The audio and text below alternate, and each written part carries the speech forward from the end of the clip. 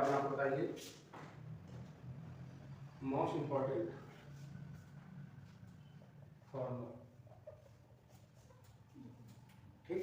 Suppose कर लो कि लाभ या परसेंटेज, सॉरी लाभ या हानि परसेंटेज में दिया गया हो, यानी कि लाभ हो या हानि हो। मान लो पहले केस में हमने क्या पाया, लाभ क्या है, आर परसेंटेज, लाभ हमारा आर परसेंटेज गिवन है और हमें निकालना है सेलिंग प्राइस। तो पहला फॉर्मूला आपका बनेगा कि विक्रय मूल्य बराबर CP into 1 plus R by 100, ठीक है, CP into 1 plus R by 100। और ये किस केस में है, ये ध्यान रखना, ये लाभ यानी कि प्रॉफिट परसेंटेज के केस में है कि एक वस्तु का मूल्य 10 रुपए है, उसे बेचने पे 20 रुपए का फायदा होगा तो उसका विक्रय मूल्य कितना होगा, ऐसे सवाल इस पे लगाए जाते हैं। दूसरा फॉर्मूला है हानि यानी कि लॉस परसेंटेज के केस में। इस केस में अगर आपको विक्रय मूल्य निकालना है तो विक्रय मूल्य होगा क्रय मूल्य 1 माइनस आर बाई 100। ये दो सूत्र याद रखना, जीवन में बहुत काम आएगा। अगर लाभ 8% है, कितना बेटा 8%, तो आप ये ध्यान दीजिएगा कि विक्रय मूल्य बराबर होगा क्रय मूल्य इनटू ब्रैकेट में 1 प्लस आर बाई 100। और अगर हानि होता है तो 1 माइनस आर बाई 100।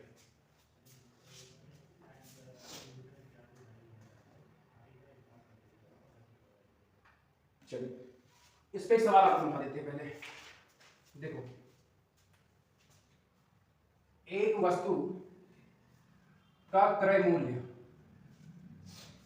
120 रुपए है, यदि उसे बेचने पर 10% का लाभ हुआ तो वस्तु का विक्रय मूल्य ज्ञात कीजिए। अब समझो बात बेटा, अगर लाभ होगा तो कौन सा लगाएंगे फॉर्मूला, ये ठीक है ना। चलिए अब देखो इसमें सॉल्व करेंगे हम। तो सीपी बराबर हो गया कितना 120 रुपए, लाइट ऑन कर दो। और जो प्रॉफिट है वो कितना है 10% है, ठीक है प्रॉफिट में। चलिए अब फॉर्मूला लगा दीजिए, सेलिंग प्राइस बराबर 1 plus R by 100 into CP.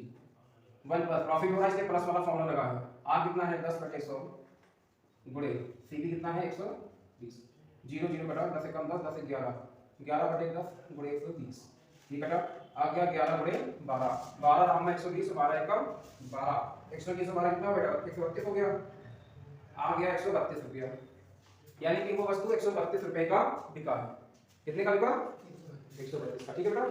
अब देखो इसी तरह सपोज कर लो कि अगर हम सवाल को यहीं से चेंज कर देते हैं कि 120 रुपए बेचने पर उसे बेचने पे कितना हुआ 10% का लाभ नहीं हानि हुआ। अब देखो सवाल हमने बदल दिया हानि, जब हानि कर दिया तो सवाल का सिस्टम मतलब नहीं मतलब। अब आपको कौन सा लगाना है फॉर्मूला, अब फॉर्मूला लगाना है सेलिंग प्राइस बराबर सीपी 1 माइनस आर बाई 100।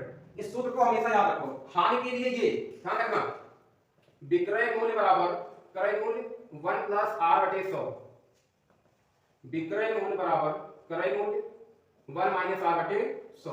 ये हमेशा लाभ के केस में और ये हानि के केस में लगाना है।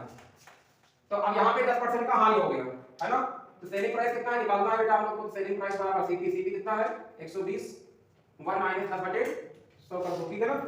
अब देखो 120 गुणे ये 0 0 बटा क्या बचा 1 माइनस 1 बटा 10 10 से कम 10 10 में क्या कितना बचा 9, आ गया 120 गुणे 9 बटे 10, ये कर दिया 12 गुणे 9 12 ना भैया 108 रुपए का वो वस्तु बिका, विक्रय मूल्य कितना आ गया 108। अब देखो बच्चों 108 का जब मैंने बेचा है और खरीद थी 120, तो हानि कितना हुआ 12 रुपए का।